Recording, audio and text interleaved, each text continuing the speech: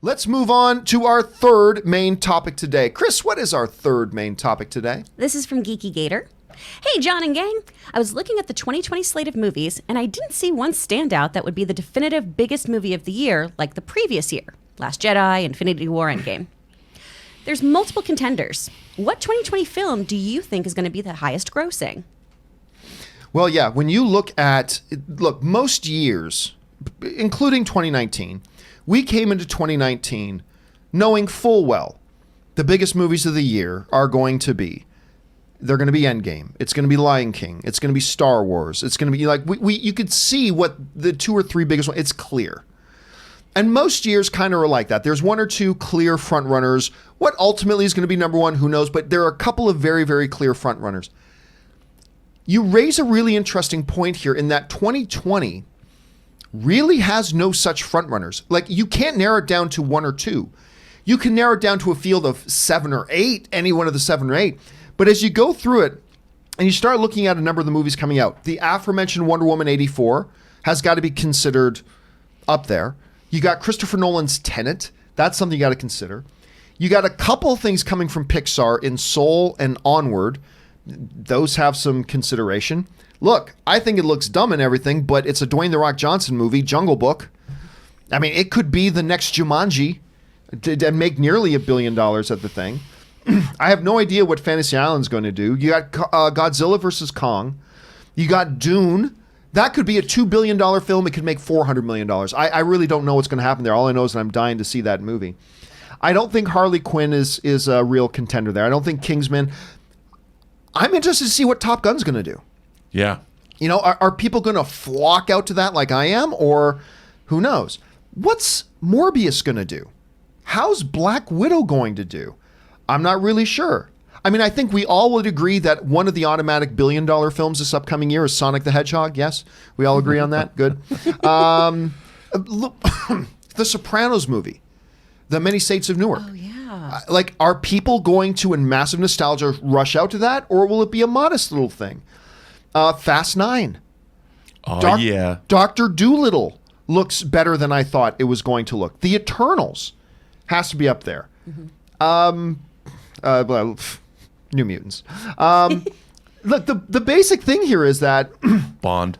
Of course, Bond. Yes. Bond is one. Bond is while there are a number of big sounding titles and big sounding names, the fact of the matter is, I can't look at this list, Rob, and go, oh, here's your definitive front runner.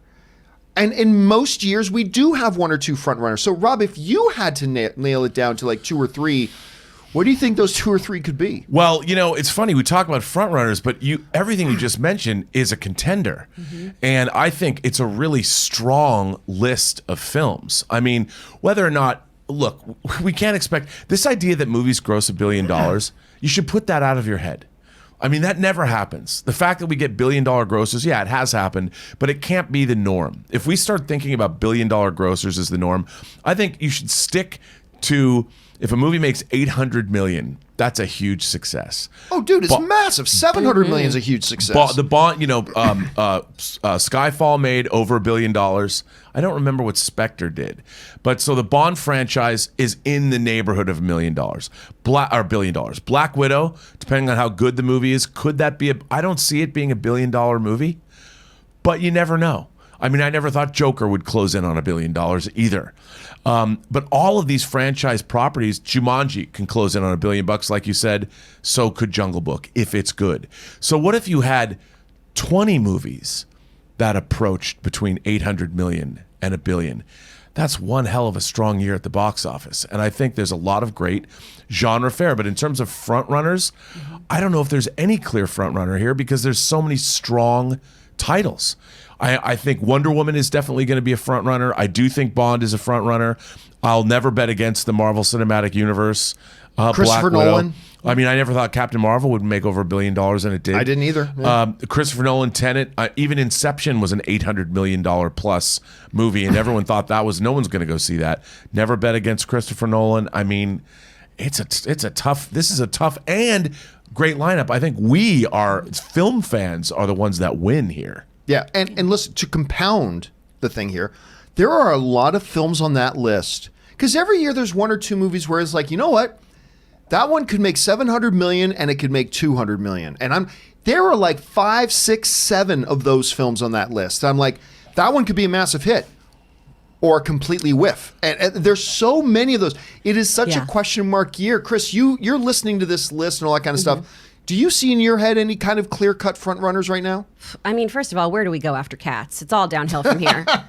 We're not going to get anything good. I honestly think that Shang-Chi, Shang-Chi and the Seven Circles, the Marvel movie, I think that's going to really kind of sweep and take us by surprise. I think that one is a great option for everyone. It could be this year's Captain Marvel. But isn't that 2021? I think that's 2021. That's 2021? Yeah. Oh, well, then I think Bond has a lot of potential there, especially with that cast. Rami Malek's real hot right now. I think that's going to bring a lot of people in, people who maybe otherwise wouldn't see a Bond movie too, which, why wouldn't you? It's Bond.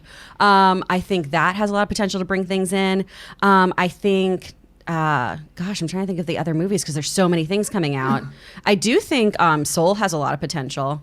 I think that one's going to be really, really great. Pixar always does so well. And that ends up usually being kind of an event in itself, too. Everyone flocks to go cry in the theater at their cartoons. But yeah, I really think Marvel's probably going to take it with any of their films. And like you said, John, I mean, my most eagerly awaited movie of next year, bar none, is Dune. Yeah. I mean, it comes out next November. I can't wait. But I have no idea how the audience is going to respond to it. No clue. But for me personally, it's my most... That and Tenet. I think Dune... I have to think... Dune might be my number one most anticipated movie of next year, too. That Tenet is another great one. It's just one of these really, really interesting looking years. And I'm very excited for us to get to it. Question here is, guys... Do you think in your head that there's a clear-cut front runner on this? What do you guys think? Jump down to the comment section below and let us know your thoughts. All right.